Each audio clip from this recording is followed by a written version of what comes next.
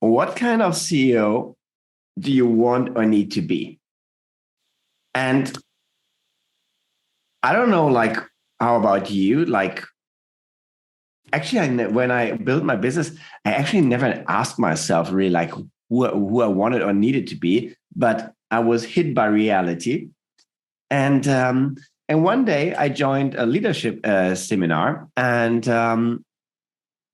actually, I was like, it was training for leaders, and I was like, oh, cool, great. Like, what are we doing today?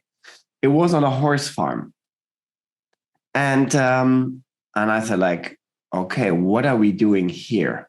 Why are these all these horses are here? I don't know if you like horses. I like horses actually, but they are kind of big, and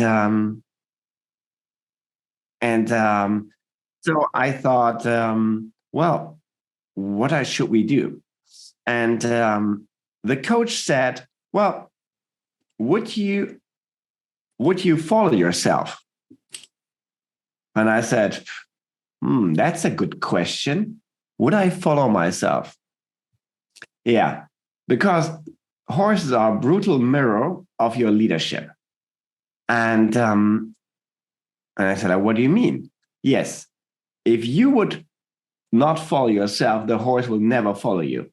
And I said, so can you make this horse follow you? And I said, like, easy, give him the leash. And she said, no leash. You will just walk and we will see if the horse follows you. The horse followed me 2 meters. I continued walking. When I looked back, the horse was not following me. And I said, like, of course it wasn't following me because I had no leash. So yes. So do you want to put all your employees on a leash that everybody follows you because you have them like on a leash? Like, it's not that. You need to know what you want. You need to know where you want to go, because horses are really simple. They just follow the people who know where they want to go. And in that sense, because in the moment of danger, when a fire comes, who would you follow? Someone who has a clue, or where someone's like, oh, I'm so creative, I just come up with solutions on the fly. No, they want to have a trustful person.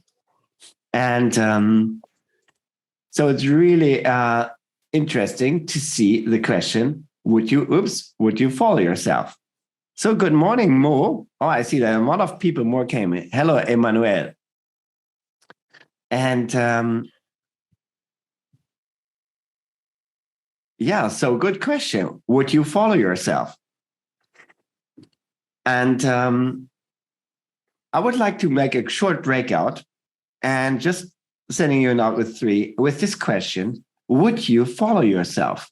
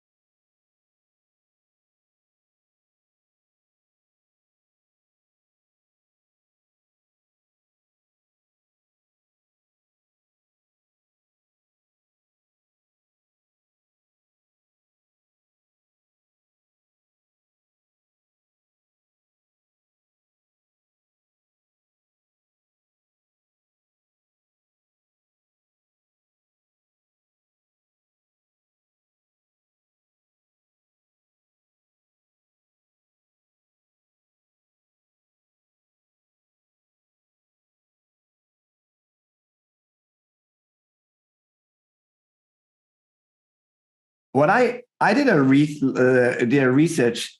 I'm working with female entrepreneurs since a couple of years, and I did last year a bigger research and interviewing so many female entrepreneurs worldwide, and these were the topics that always came up.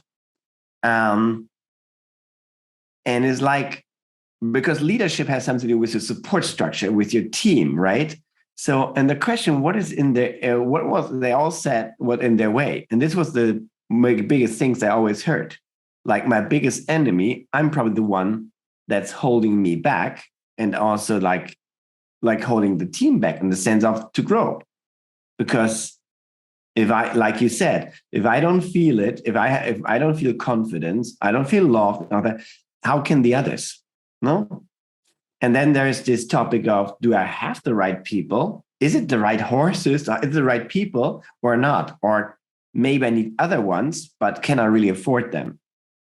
And also, like, it's interesting, do I want to be the leader? So how can I move myself up the priority ladder to really be the leader? Yeah. And what kind of CEO I really want to become? And these women were really like, I really interviewed people from that, like, really small business, from, let's say, under 5 employees. Or there were people with 15, 20, and even 100 employees. So, but it was through the line, it was the same thing. It was the same thing. So it was the same story. And basically, the female entrepreneurs I knew, they gave 190%, performing too many roles, donating their time to others. They said, I can't pass the ball, because if I pass it, most of the time it drops. So a lot of things they still did themselves, because they wanted it. One thing was didn't want to get burned. But they were afraid, like, being burned out. But I think, interestingly, if they said, like, if I would give away everything, I would be bored out. I'm like, oh, that's an interesting thing. But I also found in the research and the work is, there's this female entrepreneurs are brave-hearted warriors for positive change, following their vision and values while trying to balance life impact success. So we have this topic. There is this topic of being the brave ones, but on the other hand, like, we are still giving this time to others. So there is no time left for ourselves, and we end up confusion and frustration, because we're building these great organizations, we're great missions, and I felt like, something needed to be done about that. And this is really all about leadership. So about, like, by myself quickly, I built an agency from 0 to 40. And this is my team. This is the Robinizers. I built a digital marketing agency. And there were times I felt, in the beginning, with 0 people, you don't need leadership. The first person I hired left me after the 1 year. He said, Wolfgang, it's great to be a designer in your team, but actually, I want to be like, I don't want to finish your stuff. I'm also a great designer. I'm not your assistant. You can be your own assistant. And if you can do it, I can do it too. So he left me after a year.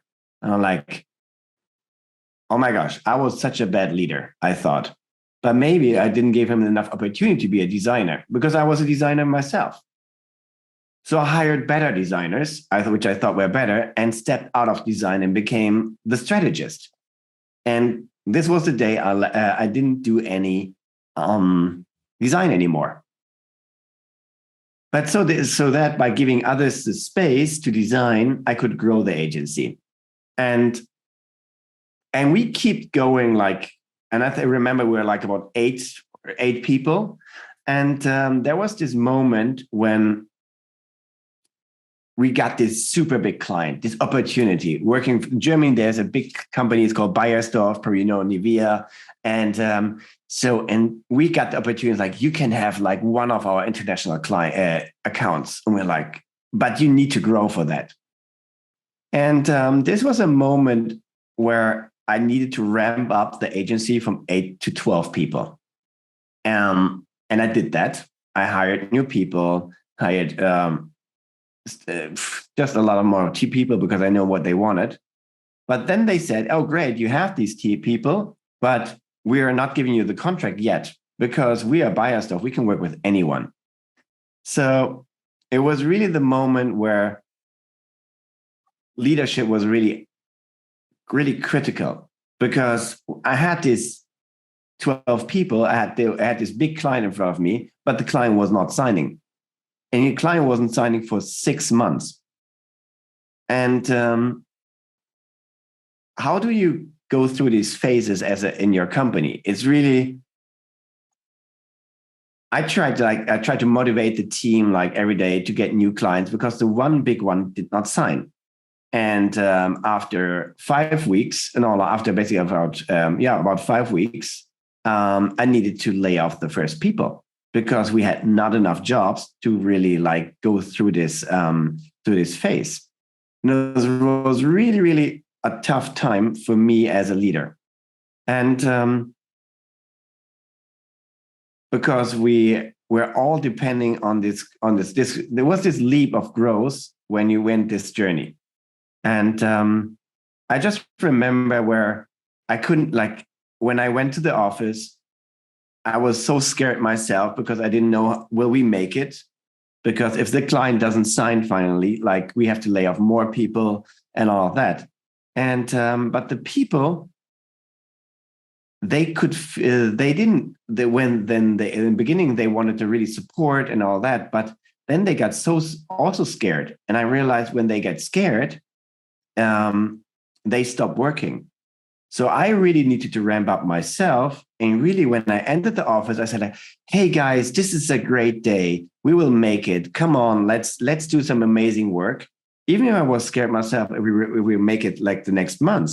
But anyhow, I needed to really like give them the trust or being like being a, let's say, caring leader so they could trust and that we continue the journey. And luckily, after 6 months, the client signed. And this was the moment the agency really was growing. But really, how do you lead them through like these difficult times? And when your inner self is really totally devastated and scared, will you make it? And this was to me like one of the biggest growth journeys personally, that you can ramp up yourself so that others are continuing following you, even if it's really, really hard. So, and this was the time I felt like more like a wartime CEO. How do you manage from day to day? Yeah, just more things, but it's not so important. But after that, I sold my agency in 2016. After that, I did a lot of other things, working with startups in Africa, in Italy, just like they became a TEDx speaker. A lot of other things that were really exciting for me and helped me on my growth journey. Yeah. So when you think of as a leader, when you want to scale your business, and what do you think? Like, to me, when I thought I was scaling, is how I wanted it to be, and how this is how it feels to scale. It's more like a maze. How is it for you guys when you think of that? Which picture is when you think of scaling your company, how do you feel? Is it more a step? I know a clear path, or is it more a maze? How is it for you, Megan? Well, obviously, we all like to think that it's the one on the left and it's just step by step improving incrementally and logically in one direction. But yeah, I mean, reality is that it's not always clear which direction is going to work, how far. I mean, I think momentum is an interesting one. You know, when you talk about hiring that team and then the client didn't sign, it's decisions like that, isn't it? It's how fast you hire, who you go for. You know, there's so many elements to scaling up. So yeah, complex, right? Yeah, and how do you lead people through that, right? Because they also want, like, we would just grow, right? The next exciting client comes, the next project, we will get more people. Don't worry, the workload will just go down. And Judith, how do you do this? How do you see it? I think it's a question of transparency. It's not that there's one side that you have to protect your team and give them face, but on the other side, you can share so that you can have a team feeling and thinking together about solutions. So I think this is also an aspect you can think about it. So yeah. You have to give them faith and you have to believe in this thing you want to do, but you also can share searching for solutions with them. Yeah, transparency is a great key. And this is also like one time in my team when I worked with the when I shared and Alison, she's in my team. So Alison, when I share with you, like, and the others like saying, "Oh, great! Like, yeah, we want that everything continues like so easily in flow." But like actually, right now things are quite stressful, and it's not going to be the easy path. And but that I think it created more safety even in the room. What do you think, Alison? Yeah, and I also think there's more transparency. Like when you can be honest with the people that you work with, it also just builds that trust more. And like trust and transparency are so important within a team. Yeah. And so when I think of the growth journey, I always use like, I'm a mountain lover, and so I built, and also like I think like when we have these journeys, there's always this transformation. We are going from an old status quo to a new status quo. So I always work with this model. It's the change model by Virginia Satir, and she's a fantastic psychologist. And it's when we think there is this next step we want to take, the old status quo, we're thinking, oh yeah. There's this opportunity to grow. We figure it out. Something is working in our company. We see like, oh, there's this calling to really go to the next step. And but of course, like growing to the next step, there is always some resistance. There's always something because we are entering a phase which we haven't been there yet. And even me, I built now so many businesses. Every business is different. It's that the people are different, the circumstances are different, but the journey is always the same. And this keeps me more calm because I know after resistance, the chaos comes. There comes a phase which I don't know, which feels chaotic. Emotions goes up and down, and emotions are saying like, oh my gosh, when I took this client call, like said, like, yeah, I grew the company, but I didn't know how it will work out. But chaos is not just bad. To me, it's also a time of exploring and really seeing like what is it that I want to do. It just tells me a lot about myself. And usually when people I call this time also like they have a lot of fog. And after that, they find this transforming idea. This is like how this will work out. This is the path of growth and how you crack the code. And then you need to implement it. And this one here, this little dotted line, people don't oversee it, but it's actually really the most interesting one. It's called the Fall Summit.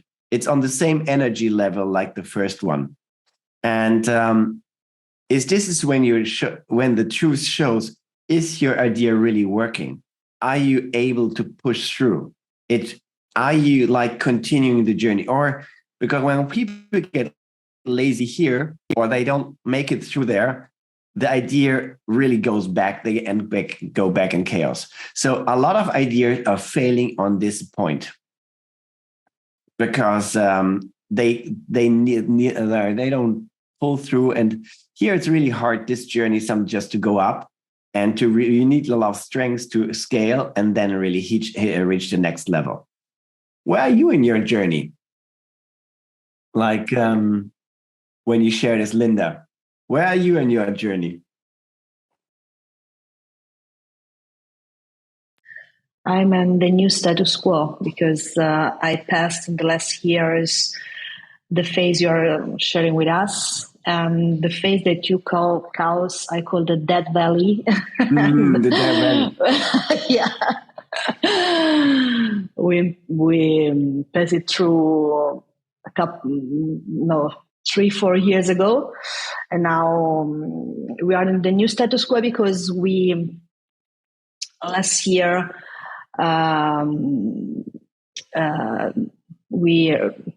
we make our position. We take a new position on the market, and now we transform our brand and our business model. A couple of last year, but it takes 3 years of hard work with my team, and now we are in the new status. Yeah. The wonderful. It was very hard and suffering, and it takes many times when you as leader, you need the support of your team. You need to serve your team, but you need to stay alone for sometimes to take the hard decision. And sometimes when you are in the dead valley, you have to decide if you go on or just stop. Yeah. And it's true. Not easy. Yeah. How about you, Valerie? Where are you in your journey? Oh, can't hear you. Unmute, sorry. I think we're in between transforming and strengthen and scale. So we had some really good first clients. I think our product is now good enough. Clients are happy. So I think we're now in so how do we do more? How do we make more money? Did you pass the Fall Summit? Where is that one? It's this middle. It's kind of like we said, like everything is kind of it's kind of like here. It's this. We found the idea that really works, and now we can grow and scale. And there's this moment of truth. It's kind of like, is it really working? And it sounded exciting. It's this, and there's like, you passed that. Yeah. That's why I think we're really more towards like getting more clients and scaling up. Oh, this is fantastic. And because leadership really changes, like if you're here, it's completely different than there. It's chaos before. Yeah, before it's chaos. And and also like the clarity needs different leadership. Exactly. And now, agreed. So this is much more adventure, while this is more like how do you manage like a high-speed train, and everything needs to be much more aligned. Like if you have like a big team or just a lot of how do you align all actions? Where are you on your journey? I think I'm still on the adventure side of your graphic. we're about leaving chaos, so it's about to getting to the transforming idea, but it's still not easy because we have to reorganize the team to employees which were since 10 and 14 years working at creative director, left the company. So there's a lot of reconstruction and to build a new team, to build other new leaders. And also the situation with the client has changed, and we have to, create a new business model or how we can help our clients to get better and what kind of work we can do for them. Yeah, and I mean, this is a big change. So where it sounds like you've been up there and then you slide back. Also, the truth is this curves comes all the time. I mean, after the new status quo, the new status quo becomes the old status quo. We reach it and then there's a new gap. So, but again, to me, it helped to see like, oh, this is the pattern. Where am I? Am I resistant? Am I afraid to take this next step? Am I in chaos? I cannot make any decisions. In chaos, you can't do decisions. You can just like survive, go there.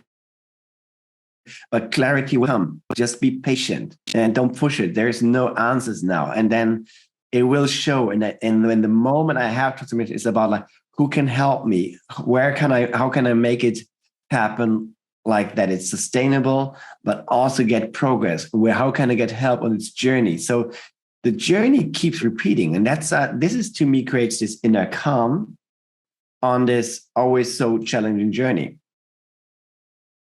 And so this is how we can become also better leaders, because we can share this with our team and say, like, this is where we are. But like, this is like, we've done it a million times. We know it. We know how it works. And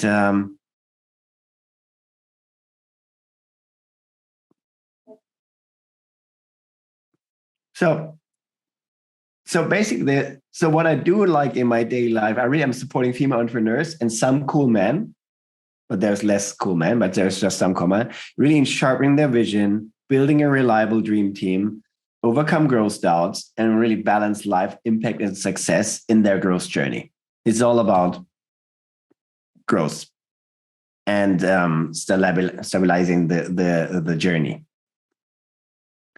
And let's talk about, in the time we have, about the CEO you want or need to be. And for that, so the question is, what kind of CEO do you want or need to be to grow your business? Do you need to be an egopreneur or an entrepreneur? I don't know if you ever have thought about that.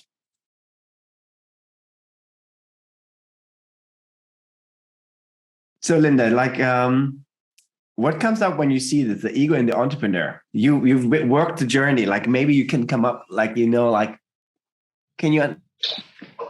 I think you need both. Like, how would you see? Excuse me. I of course I see myself with my team, supporting my team, but I think that to grow you need ego and also a good team. You need both to grow. To grow yourself, like person, like entrepreneur, like leader, and also to make your business grow, I think. Well, that's why I think that there is no really right or wrong in this sense. There's like, but I realize there's two types of businesses or business leaders. The one is really ego driven and says it's all about me. I'm the star in my business, and I want everybody to follow me. I need a team that supports me. In the main word, you can say like Tony Robbins. I mean, he's a great coach, but in the end, it's everything about him. It's about him. He has a gigantic team following him. So it's about the company is built around him.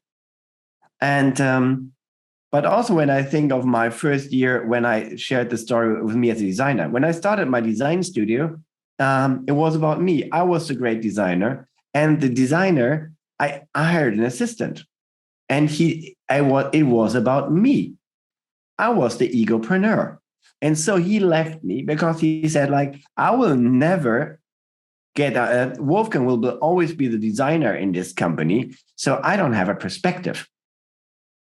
So I needed really and after my first year, I really learned to become an entrepreneur. I said, like, you know what? My job is not to be the best designer in my company or the great architect or anything. I want to build a company. And so I flipped from the egopreneur to become the entrepreneur, because it's the shared journey. Of course, there needs to be a leader, and to guide the people. And as a leader, you define direction and speed. But it was this flip to change this. And but there's also really like thriving business who are ego, like I was called like it's more like they're egopreneurs. And I think the topic is about being honest with your team. It's totally fine to build an ego-driven business. You can call also the solopreneur. The solopreneur is all about the person, the one person, like the person, like I need just people who support me in my vision. If you are running a restaurant, if you're the chef, is it about, it's interesting. Is Jamie Oliver an egopreneur, an entrepreneur? What do you think, Megan? Well, he's an interesting case, right? Because it's all his stuff is about him. He is a brand, right? Mm-hmm. So he's driven his success through his brand. But when you see him, he comes across as a very human person that's all about the team. But yeah, I mean, I suspect he is an egopreneur. What I was going to say actually is I think I was thinking from a kind of commercial perspective. Ideally, you don't build a company around you because then it's harder to sell it and step away and do the next thing, right? So the smarter move is to build a company that's, you know, based on, yes, strong vision. But if it's about you, then ideally, we don't always want to be in the same business. We want to do the next thing, you know? So I'm taking a commercial view on that one. Yeah. And I think, it's really hard to sell. Like Tony Robbins can never step out of his company. He can't. It's impossible. And you did interesting. Like I would be curious there because you had this creative director in your company. It stayed there a lot. So this could be built like there was a big an ego personality, like was like a shining personality, like clients love. And so then with a person like that, does it matter or doesn't it matter? Yes, it matters. And we learned that it's not so good to have creative director who don't want to empower their team and who wants to be the star. So it was a learning. We had good times with them and it was working, but it's not the right way for the next step. So now we have found another art director or creative director who has different kind of attitude. He likes to empower. He likes doing servant leadership. And I think this is the way the next step for us is to go.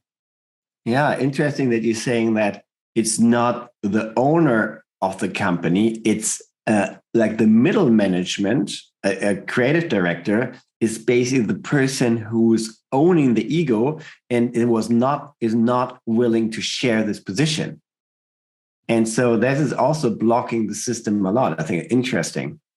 Valerie, you wanted to say something? I think it depends on, I think it also depends on salaries. So I think, if you're an ego entrepreneur, then, people probably feel like, they need to be paid. They're not part of the company. It's not their company. And I think quite often in startups, you've got all sorts of, people not paid or people half paid or people asked to make an effort until the next round, new bonuses. And for me, that cannot work with an ego. I mean, people are happy, I think, to give on the financial security if they feel they're really building something together. And the other thing I would say is, I think ego. I just think they're lucky if it works. That's all. I think at the end of the day, no one can say, I'm the best at, seeing the strategic in terms of sales, in terms of PR, in terms of financial, so there's a point where no matter how strong you are, there are other people that will be stronger than you in some aspect of, leading a business in terms of, sales, networking, creativity, whatever. So I think I'm definitely more on the entre than ego. Yeah. I want to give you another perspective. There is another question which is really interesting, which was, are you a warrior or are you a visionary as CEO? You can also say, like, are you a wartime CEO or are you a peacetime CEO? Because the interesting thing is, what is like, and when I heard of this concept, and I never thought that way, but it made so sense. Because I realized I'm great in peacetimes. In peacetime is my company is flowing, we're getting new clients, everything is kind of easy, the market is good, and I can talk about vision with my team, everything is flowing, we're talking about our values, and we can discuss everything with everybody. So there's like this like the carrying times, and because my business is in a good state, in a good market. But when I remember back when my company when I was setting all on this one card with this one client and the client did not come, my company was not in peacetime. My company was in wartime. It was so critical. I could not discuss, it was hard to discuss anything with anyone because I need to just make decision, make progress, decide, keep people, lay off people, and really steer through these really rough times. So I wasn't talking about vision. I wasn't talking about values. I was like steering the ship really hard. So there's really different ways of leading. And when you take Steve Jobs, for example, I mean, when he left, when he got fired from Apple, was because the company was in trouble. Apple was was not making it. And he was he was a great visionary, but he sucked as a wartime CEO. Then he left, he went to Next, built his own company, and he managed that. When he came back to Apple, he was a trained wartime CEO, and he ever was since. Apple was always in war. They were always defending and in a war market against all their competitors. So it sounded on the outside he's the visionary, but actually he was guiding this company through war times. He felt like the company was constantly under attack, even if it was not successful, because the competition is so high. So how about you? What is your company? Is your company in peacetime? Is it hit by recession? Then you are really struggling. Then your company is in wartime. It needs a wartime CEO. Is your company in a market where doesn't mean recession doesn't hit us? It's totally fine. We just flow back. Then it's peacetime. It's completely different. So maybe we should we do another short breakout about this topic? I think it's interesting to dive deep about is your company in wartime or is your company in peacetime, and are you acting in the same same way? Or are you still a peacetime CEO but it's wartime?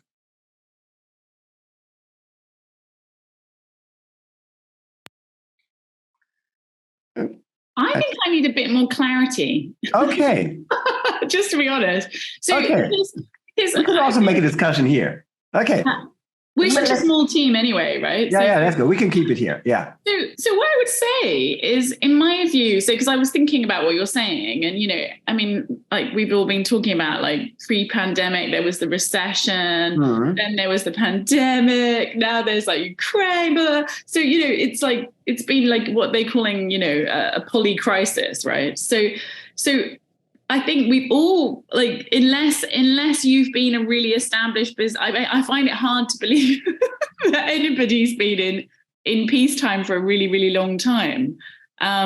So I suppose maybe I was thinking, do you mean that you have a different style of, like, so when you talked about Steve Jobs, I don't even understand the peacetime. I guess I've always worked in and kind of a pioneering startup for years and years and years. So I don't even understand what you mean about a peacetime. I'll give you an answer. So the digital marketing agency, actually, this was easy. Like from 2003 to 2016, the digital market was thriving. Everybody needed a website, then it was social media, then like blah, blah. These things, there was such a high demand. The market, it was a market of abundance.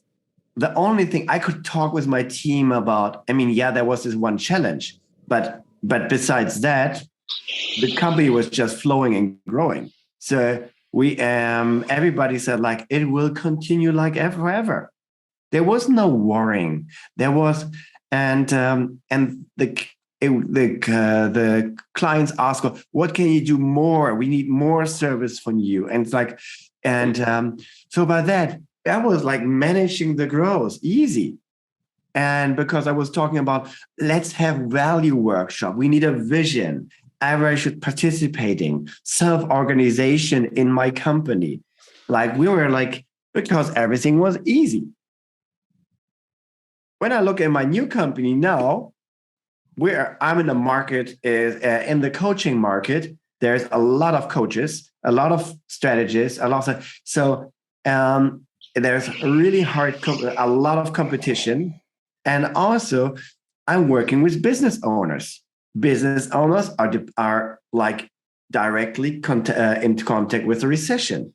Is their business in recession or not? Or are they hit? How did they survive the pandemic? How are they doing now? So I'm really in contact if they are in a good position or not, safe market or not safe market. A lot of markets is not even touched by the recession. They just continue growing. I'm not sure if hairdressers are doing bad now. I don't know. Yeah, I see what you mean. So it's the difference between sort of managing growth and maybe maximizing the opportunities. Yeah. And then actually like in the trenches trying to kind of create. Yeah. Yeah, and it's this acknowledgement, like, and because I'm an optimist, the visionary, and I like to be always on the positive side. And I was really ignoring a lot of times and I was steering about with trust and confidence. And so I always gave people trust and space, and so they got everything in return. I got like how can you say this? Vertrauen, Verantwortung, responsibility. So I was leading with trust. I was giving trust and got back responsibility. But if it's and if the market is growing, everything easy, you can work like this. But if you're in a heavy market, you have to make quicker decisions, faster decisions, and also uncomfortable decisions. And so I need to step into a person which was completely unknown to me, to be a wartime CEO and to really guide through that. And I was afraid to share this with the team. And as like, just to acknowledge, like, because I wanted to create this harmony space. So we are safe, like in this company. You don't have to worry. Yeah, but it wasn't true. And everyone was, and by saying it out loud, everybody was first was a little shocked, but then they realized, thanks for sharing, because I think it's the truth. And by acknowledging that, we can act differently. And we need a look. And when we go back to the horse story, in war times, this is like when the fire comes, the horse is following the leader who has a plan, who has the clarity and the calmness. So in wartime, you need to be even more connected to yourself, and to be the guide or the guy for the team, because they don't know They know how to do the work, but they don't know how to lead through a crisis. This is our job. Sorry.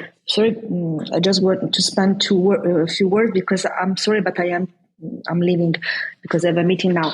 But I feel like my past answer, of course, you need and you must, as leader, keep your team and the workplace peaceful, and you have to lead by harmony and trust. Mm-hmm. Of course, outside your team and your workplace, there's always the war outside, but you must protect your team and the harmony inside. We are always in war, but not with our team, with customers, with provider, with the market, with and blah blah blah, and other things. Yeah. This is my vision, but this never have to impact on the harmony inside my team. Okay, that's my vision. I don't know if I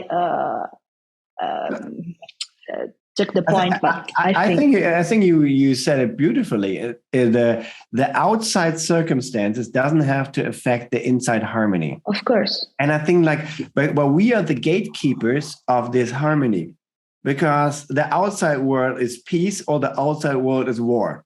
And so by that, we need to act differently so the harmony can stay. So it is on us. And so there's quite a lot of demand on us when we go through these stages.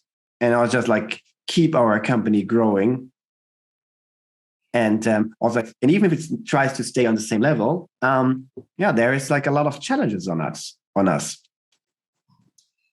Yeah, I'm so sorry, but I have to run. I'm sorry. It was very interesting. Thank you for sharing your thoughts with me. Thank you. Thank you. So I will just do one little photos of us, just one last picture, a team picture. Okay. 1, 2, 3. Thank you. Yeah. So Linda, we will catch up, and thanks for joining. Of course. Thank you to you. Bye. Bye, Linda. Bye. Yeah. Valerie, your more thoughts on this topic, or you did?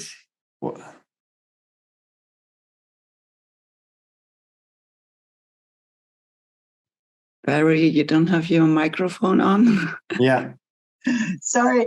If I'm really trying to simplify the war zone, and I would almost say one could be startup and the other one could be scale up. Like the startup mode is just, oh my God, what it is we're selling, who to, with who, what's the team like? It's just crazy. And then the scale up for me is almost once you've got something a bit more stable, you know what it is, then you go into, okay, now we need to build. So now it's not just let's have something that works. It's, okay, how do we make it bigger? We have got something that works. Now let's, just trying to simplify it in my mind. Mm-hmm. Kind of give it, You can also think like the normal reaction, let's say, when I look at myself, when times are getting tough, I'm centralizing power. The moment it gets scary, I want to make the own decision. But I would say this is a normal reaction. That the moment like fear creates I want to create control. But I would say it's the opposite. The moment in the rough times, we should get more people. We should really get more insights.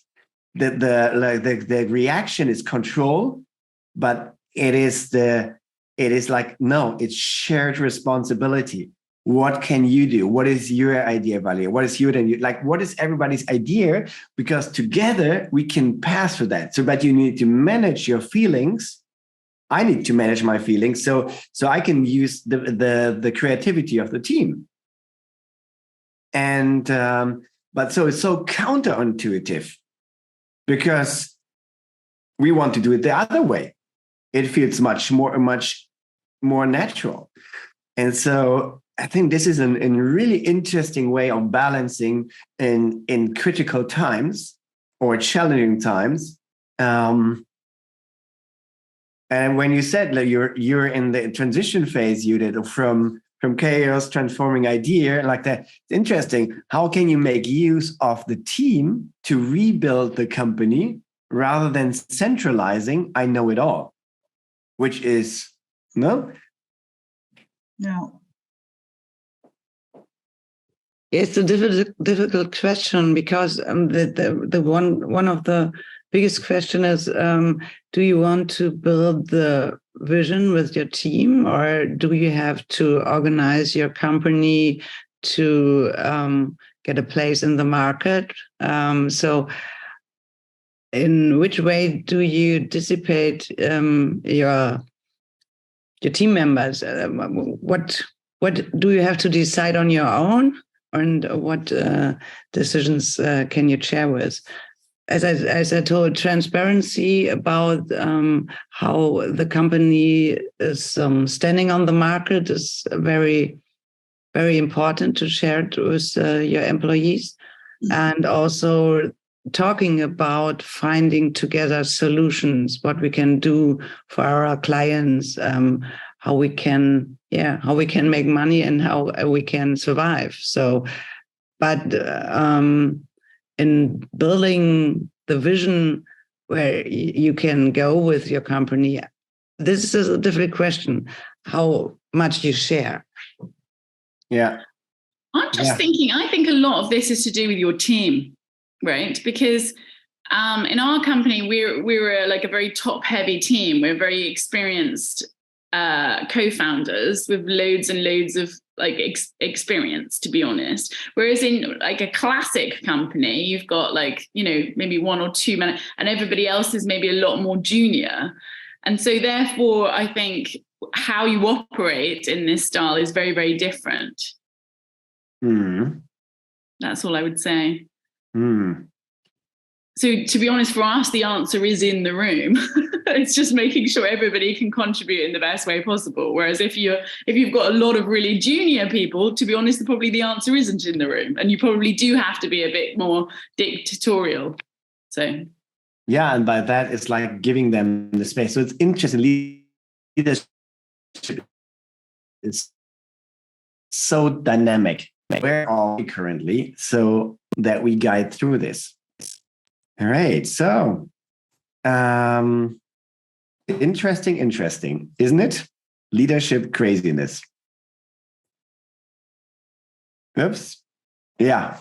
So, but I think like once our mind is clear and understanding who you are makes it easy to follow you, and being transparent about like that's why I like the wartime and peacetime CEO. I liked also the ego and the entrepreneur.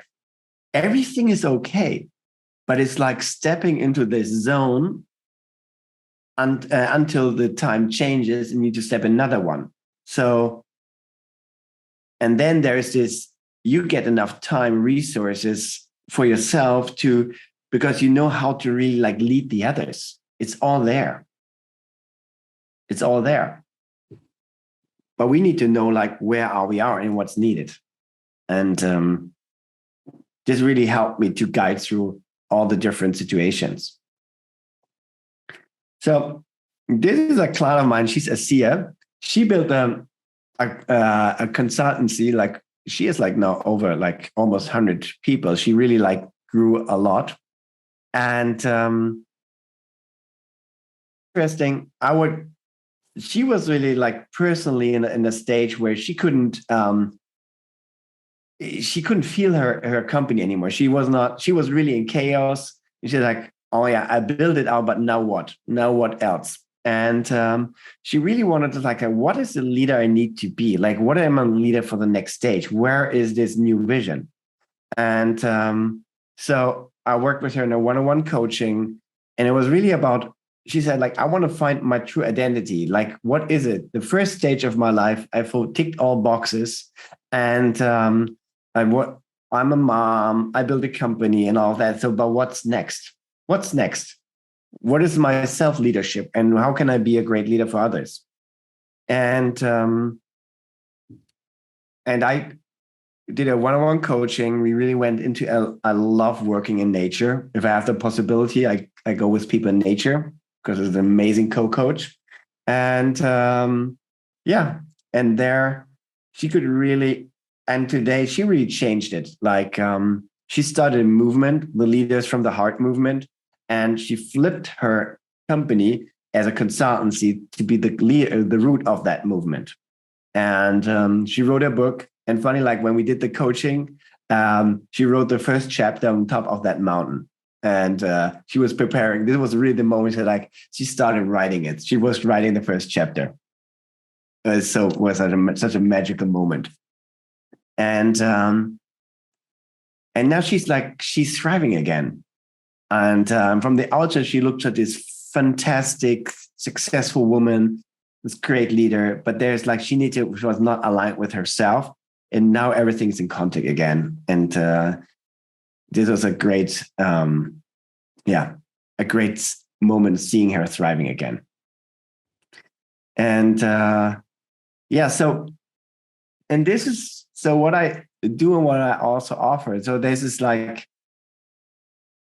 I'm looking at where are people in their growth journey, and I mainly focused on these two stages, either people from chaos to transforming idea, or people from strengthening and scale. This is the two fields I'm focusing on. This is where I can support people the best.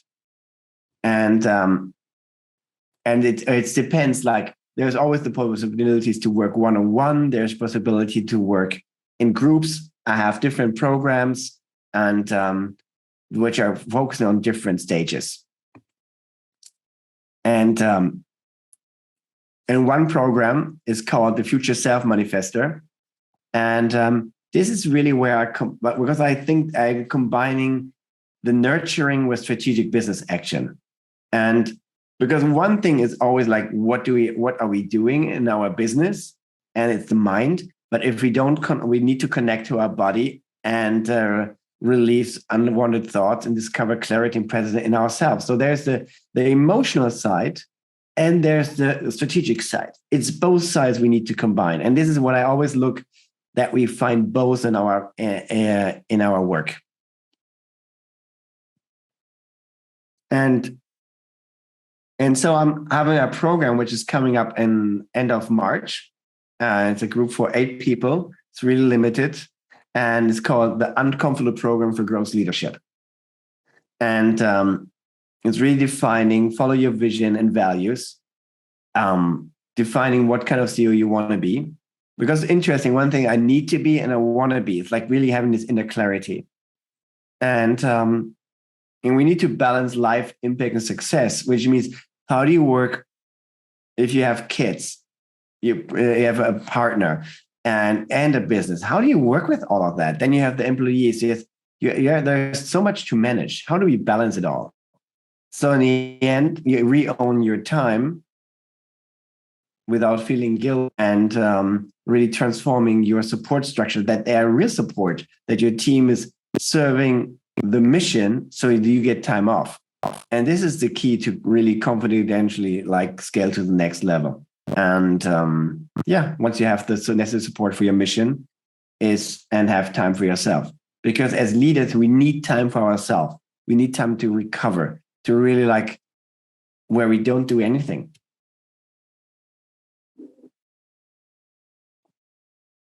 And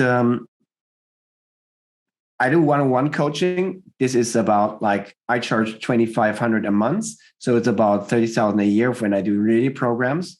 And I do this, but I thought not everybody can, some people can afford this, not everybody. And for that, I created programs where you can basically work with me for $1,000 a month. Or with program, it's basically a 12 weeks program for $3,000. And it's called the Future Self Manifester program. And so what it has, it's 12 sessions, 90 minutes, I have bonus one-on-one sessions for one-on-one coachings and constant support for with WhatsApp. And this was the last group. This was the first group we ran last year. And this was really seeing them shift from, yes, I got a great business, but now I really when they stepped in the zone, they got so much more clarity. They knew who they were, they had a clarity in their vision, and they knew how to scale because they overcome these doubts. There's so many doubts that's hindering us to really make progress. And maybe you know someone or yourself, you would be interested in some kind of program like this. There is a bonus if you join before February 1st. It's called the Queen's Night. So we said, what if you're the queen in your company, then you should have a private chef. So we send a private chef to your home to cook a meal for you so that you really have the feeling of, this is the life I deserve. And you really deserve it. So if you would be interested, or you know someone who's interested in such a kind of program or interested in one-on-one coaching, then just have a call. Just dig deeper. Where are you on your journey? And see that we can really have a talk about what's needed to be done in your journey. And I'm be happy to be a Sherpa and support you in your growth journey.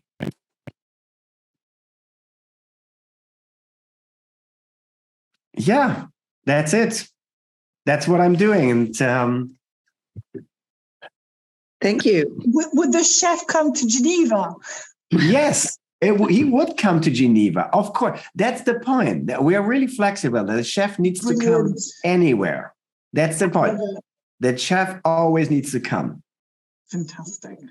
Well, thank you very much. I think, we will probably, I've got to run, and I'm sure everybody's the same, but it was very nice. And thank you very much for sharing your story. So. Yeah, perfectly. And let's catch up and see. I got also great insights from you guys, how you see the world. And I think that it is the wisdom is in the room. It's not, there's a certain way of asking good questions, so we can ask ourselves what kind of leader what we want to be and what we follow ourselves. Completely. And this is where it turns full circle. So thank you very much for joining. Brilliant. Thank you very much. Thank you. Bye. Bye. Bye.